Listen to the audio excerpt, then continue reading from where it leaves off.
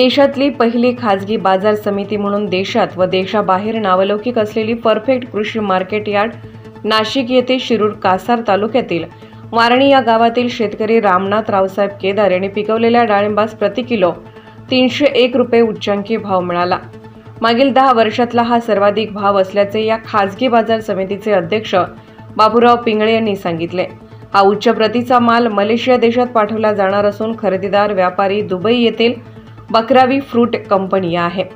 Perfect कृषी market yard ही खाजगी बाजार समिती याच क्षेत्रात पूर्वीपासून काम करत असलेले बाबूराव पिंगळे यांनी 10 वर्षापूर्वी नाशिक येथे स्थापन केली। इतर बाजार समित्या करत असलेले कामकाज व आपल्या बाजार समितीचे कामकाज हे आगळे वेगळे सेवाभावी असावे।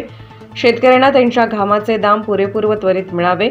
बाजार समितीत शेतकऱ्यांचा शेतमाल आल्यावर त्यांच्या मोबाईलवर लगेच त्याची माहिती पाठवणे, स्पर्धेमधून उघड पद्धतीने लिलाव बोली करून पारदर्शी व्यवहार करणे, लिलाव झालेल्या सर्व शेतमालाची माहिती उदाहरणार्थ वजन, भाव, रक्कम पट्टीद्वारे शेतकऱ्याला लिलाव प्रक्रिया झाल्यावर लगेचच त्याच्या मोबाईलवर पाठवणे, शेतकऱ्यांना संरक्षणासह सर्व सोयी सुविधा पुरवणे अशा एक ना अनेक सेवा देत असल्यामुळे परफेक्ट कृषी मार्केट यार्डात महाराष्ट्रातील सर्व जिल्ह्यामधील शेतमाल येत असल्याचे पिंगळे यांनी सांगितले।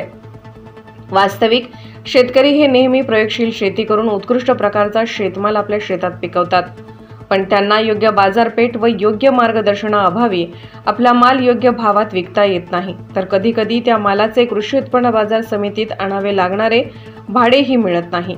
याची खंत स्वतः शेतकरी असलेले बाबूराव पिंगळे यांच्या मनात नेहमी होती। परफेक्ट कृषी मार्केट यार्डाच्या वतीने शेतकऱ्यांना त्यांचा शेतमाल स्वतः दुबईत पाठवता येईल व त्या शेतमालाचे पेमेंट नाशिकमध्ये आम्ही देऊ असे बाबूराव पिंगळे यांनी सांगितले।